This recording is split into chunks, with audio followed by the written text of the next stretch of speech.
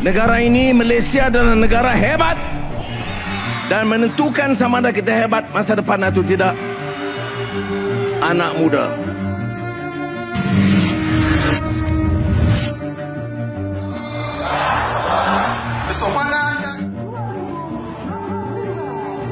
Tumpu kepada keperluan anak-anak, disiplin yang baik, belajar dengan tekun, barulah boleh kita capai dan meyakinkan. Kemudian kadar upah harus setimpal. Kita beri latihan tambahan, kerja lebih kuat, produktiviti lebih baik, untung lebih tinggi, gaji di tahap yang lama. Tidak boleh begitu lagi.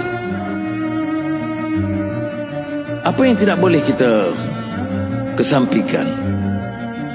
Soal prinsip betul, soal kebenaran ya, soal keadilan, soal hak menyuarakan, memberi pandangan, teguran dan kritikan.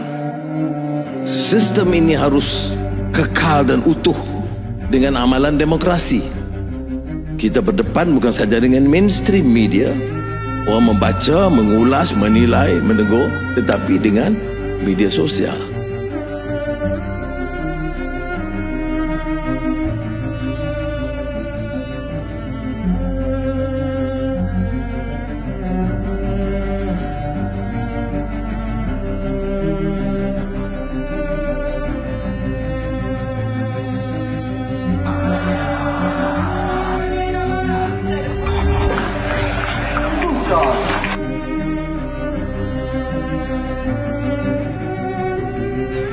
Ini ambil bilion-bilion ringgit.